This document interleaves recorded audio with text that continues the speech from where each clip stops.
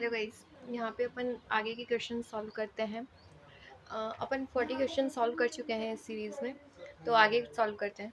From the 3rd century AD, when the Hun invasion ended to Roman Empire, the Indian merchant relied more and more on Southeast Asian trades. तो मतलब 3rd century AD जब हुन invasion and हुआ, Roman empire आया, तो Indian merchants किस पर, कौन से वाले ट्रेड्स पर ज़्यादा रिलाय होने लगे? South East Asian trades. ठीक है। सो फ्रॉम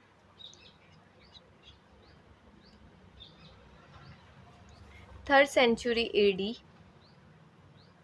है ना, 3rd century AD when Hun invasion, कब? जब हुन इन्वेजन हुआ। ठीक है, 3rd century AD जब हुन इन्वेजन हुआ, है ना, when Hun invasion ended the Roman Empire, और उसने किसको एंड कर दिया? रोमन्स को। Ended the Roman Empire. ठीक है, 3rd century AD में हुन इन्वेजन हुआ, रोमन एम्पायर को एंड किया गया, है ना, हुन इन्वेजन के थ्रू। The Indian merchant relied more और मोर on South East Asian trade. तो इंडियन मर्चेंट के लिए, Indian merchant more or more relied on Southeast Asian trades. South East Asian trade. ठीक है, ये है। The following person come in to the India one another. तो कौन कब आया ये देखना पड़ेगा इसमें, है ना। तो आई विल बी जस्ट एक बार 41 का ओवरव्यू ले लेते हैं। 42 after the 3rd century AD Roman Empire comes to the end. Indian merchant meanwhile had begun to more or more relied heavily on the Southeast Asian trades. तो ये बात हो चुकी है। तो देखिए कौन कब आया ये पता होना ज़रूरी है। तो देखो मैगस्थनीज आया 3022 298 BC में।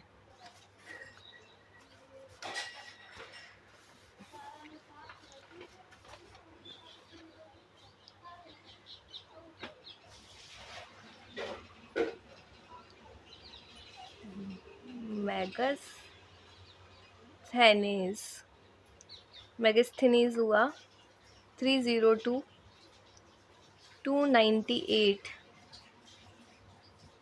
BC। Megasthenes 302 298 BC।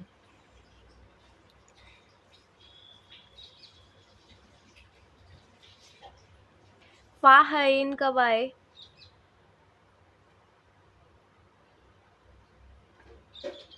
4052 411 CE।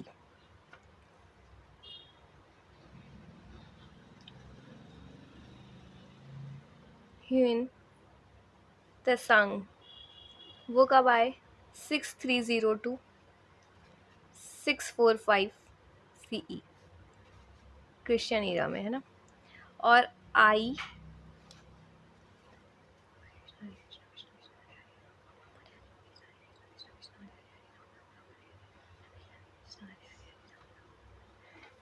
तो ये कुछ इस तरीके से आए। मैगस्थनीज आया 3022 298 BC। फाहयन आए 4052 411 CE। ह्यून त्सांग आए 6302 645 CE। और आई त्सांग आया 6712 695 CE। तो ये इस तरीके से आए हैं। तो सबसे पहले मैगस्थनीज आए, फिर फाहयन, फिर ह्यून त्सांग और आई सिंह। तो इसमें जो ऑर्डर रहेगा वो हम दिखा देते हैं। मैगस्थनीज के बाद कौन आया? Christian era before. पहले तो सबसे पहले मैगस्थनीज आए, मैगस्थनीज के बाद फाहयन आए, फाहयन के बाद आए ह्यून त्सांग और आई त्सिंग। तो इस तरीके से ये आए। Which one of the following is a initial powerful city state of India in 6th century BC? Magadha. तो मोस्ट पावरफुल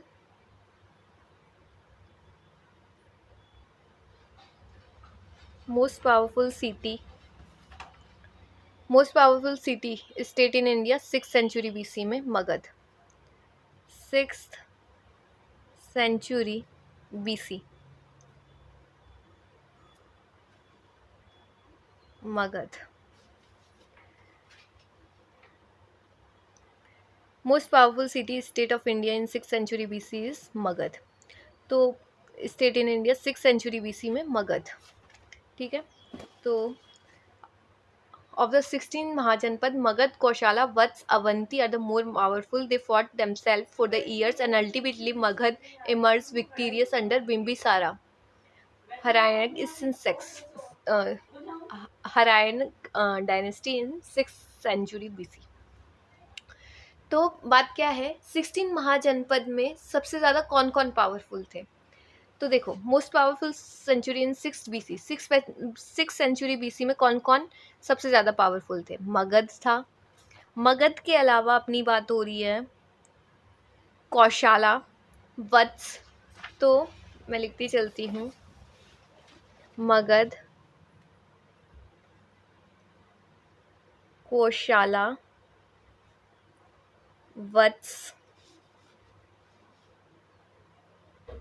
अवंती, है ना, ये सब powerful. They fought themselves for a year and ultimately Magadha emerge victorious under. फिर ये जो मगध है ये इसने विक्ट्री पाई, है ना, इसने जीत पाई अंडर बिम्बिसारा. बिम्बिसारा. बिम्बिसारा कौन सी डायनेस्टी से बिलोंग करते थे. हरणक्या, है ना,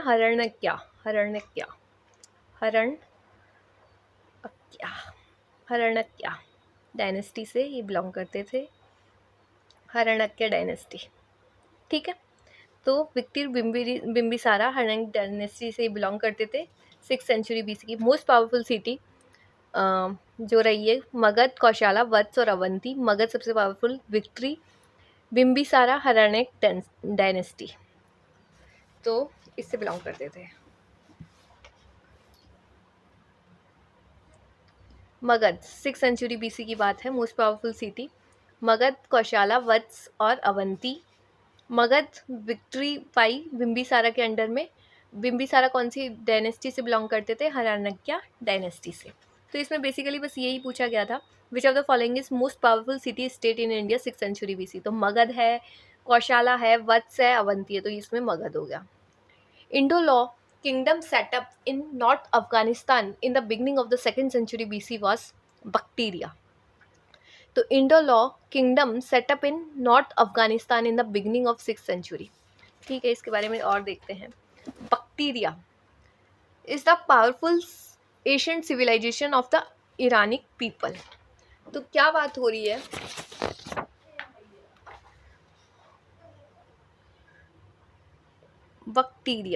बक्टीरिया जो है ancient civilization of Iranian people. Ancient Bactria was located between Hindu Kush mountain range and Amu Darya river. तो ये जो बक्टीरिया है, ये जो सिविलाइजेशन है, ये कहाँ कहाँ थी. ये थी Hindu Kush mountain range and Amu दरिया रिवर के बीच में. Covering the flat region between the struggle modern day Afghanistan and Tajikistan, है ना. तो ये अफगानिस्तान और तजाकिस्तान को कवर कर रही थी. तो ये देख लीजिए, Indo-law kingdom setup in the north Afghanistan in the beginning of the 2nd century BC was बक्टीरिया. तो Indo-law kingdom setup in north Afghanistan in the beginning of 6th century BC was बक्टीरिया. तो देखिए, इंडो-लॉ किंगडम सेटअप हुआ north Afghanistan में इन the beginning of 6th century में. वो कौन सा नाम था उसका क्या नाम था, बक्टीरिया. तो जो इंडो-लॉ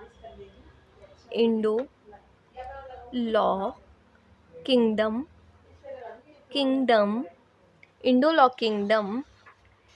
सेटअप कहाँ सेटअप हुआ? सेटअप इन नॉर्थ इंडोलॉक किंगडम, नॉर्थ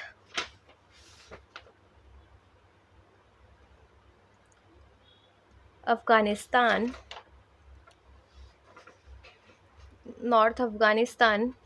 in the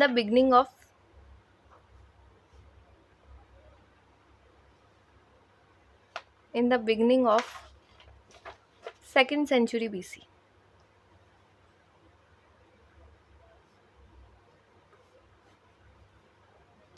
तो इंडोलॉक kingdom setup in north Afghanistan in the beginning of 6th century BC, वो कौन सा था? बक्टीरिया।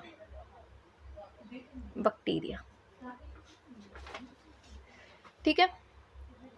इंडोलॉक kingdom setup in north Afghanistan in the beginning of 2nd century BC was Bactria. Aryans कौन थे? Speech group. Aryan was the speech group. इधर देखिए, Aryan in fact in a linguistic term indicating a speech group of Indo European origin. Indo European origin की एक भाषा, एक speech group of people, मतलब वो भाषा जो बोलने वाले हैं उन्हीं सब की कैटेगरी को, एक मतलब उन्हीं सब की कम्युनिटी को आर्यन कहा गया। तो Indo European origin, speech group of Indo European, एक मिनट मैं लिखती हूँ, आर्यन जो है Indo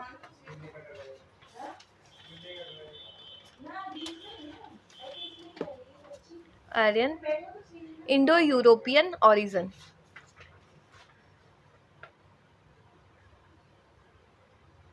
Indo European origin, Aryans जो रहे वो इंडो यूरोपियन ऑरिजन, मतलब group of people of Indo European, a speech group of Indo European peoples, ऐसे कह सकते हैं।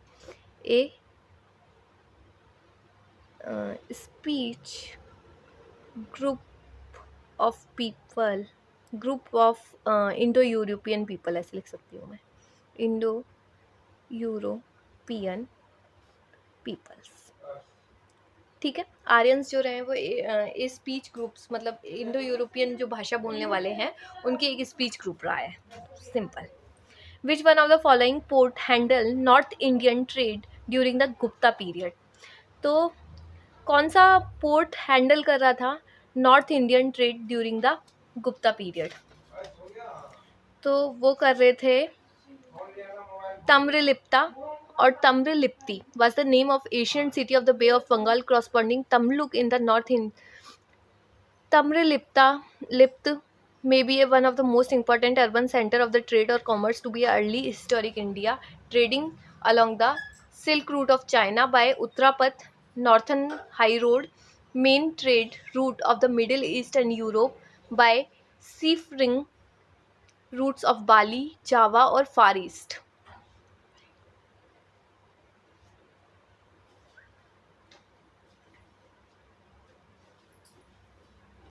तो तम्रलिप्ता और तम्रलिप्ति ये दो पोर्ट्स रहे हैं जो नॉर्थ इंडियन ट्रेड्स को हैंडल करते थे ड्यूरिंग द गुप्ता पीरियड।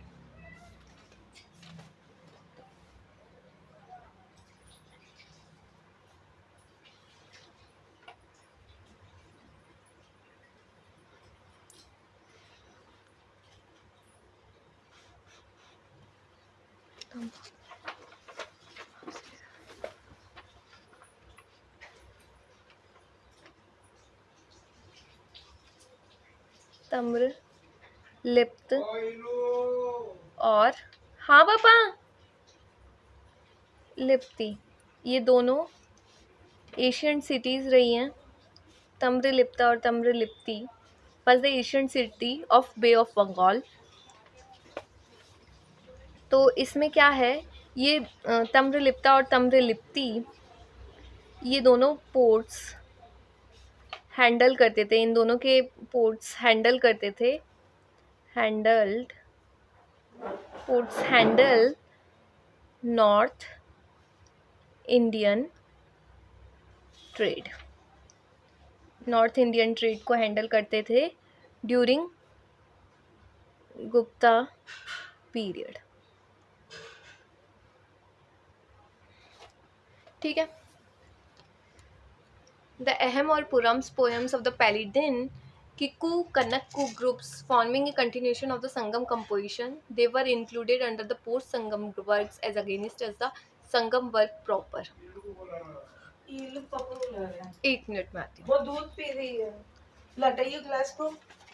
मैं क्या कह रही हूँ, हटाना, हटा ग्लास को। चलो 47 से फिर अगर अपन अगेन नेक्स्ट वीडियो में कंप्लीट करेंगे। Okay, thank you.